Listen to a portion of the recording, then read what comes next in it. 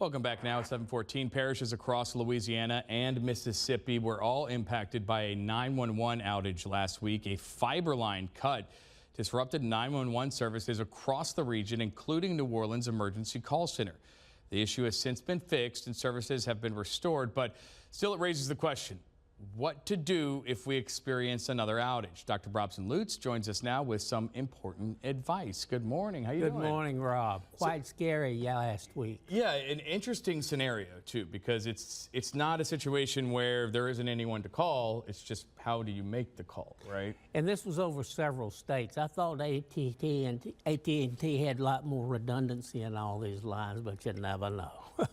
But anyway, if that does happen, there's a non-911 emergency number that's readily available out there. Everybody should have it by the telephone number. It's by the telephones or easiest to access place, 504-671-3600.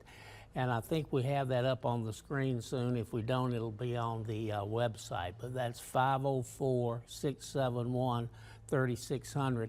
Now, this is an interesting number. This is a number, the priorities at 911 are they answer 911 calls, they answer 911 texts, and they answer this 671 number.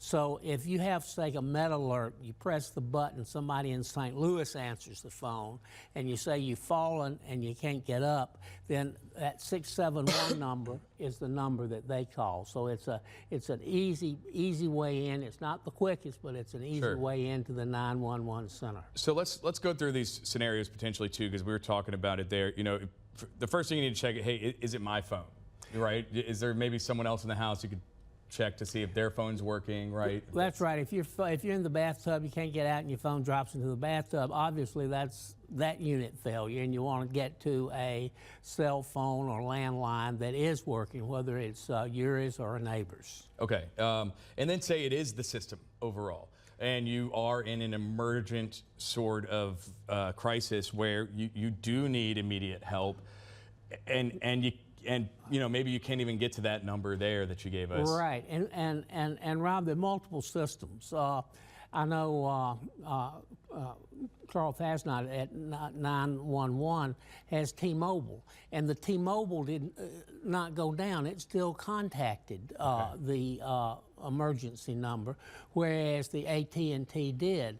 So I know there are all kinds of 2-for-1 deals and everything for these cell phones out there, but if you're in a household, you may want to consider one on one network and one on another if you think you're in a position where you may need 911 sometime. And you also brought kind of a very, you know, blunt sort of matter of fact, hey, look, if it comes down to it, call a taxi, call an Uber, right? Absolutely. Get yourself to the hospital quickly. Or flag a car on the street, especially if you're not bleeding or not having excruciating heart pain, do not need any IV access.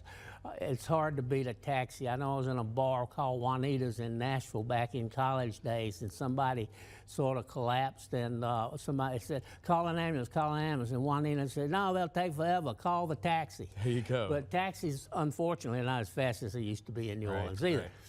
All right, real quick, I want to hear that number one more time for the folks out there, so that if you have a pen, you need to write it down, jot it down on your notes in your phone now, so that you have this number. That's 504-671-3600.